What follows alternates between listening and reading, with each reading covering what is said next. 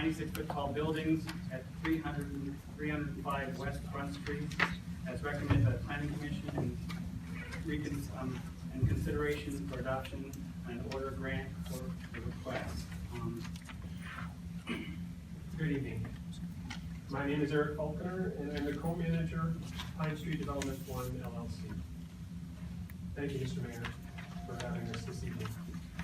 It makes downtown living more accessible, inclusive. It supports the sustainability of the economy and services that we have come to love, offering additional residential units in the city and specifically providing for the ability of service workers to live downtown, supports existing restaurateurs, and it helps preserve our forest, agricultural, and scenic rural areas by promoting development that philosophically opposes urban sprawl. This has been a challenging process. I have been buoyed, however, by the extraordinary support for this project by a wide range of community members, young and old, owners and employees, private corporations, and public entities. Well, the parking is gone. There's not gonna be any parking structure built immediately.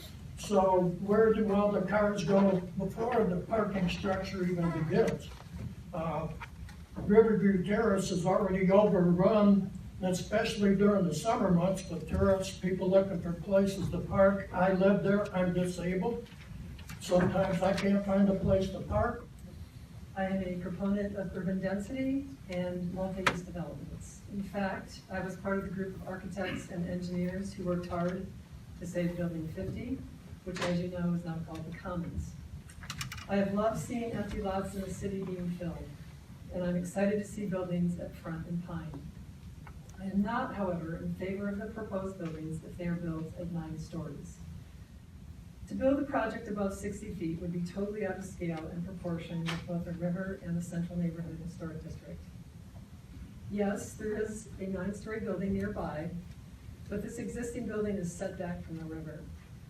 Enough so that full canopy trees grow between the building and the river and effectively hide it from the river and the neighborhood. We couldn't find anything. We could not find a place to live in downtown TC.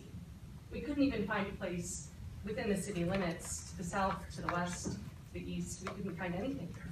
We looked for a year, and we ended up in Leelanau County, which is a lovely place to be. And I could talk about a lot of things right now. I could talk about time poverty.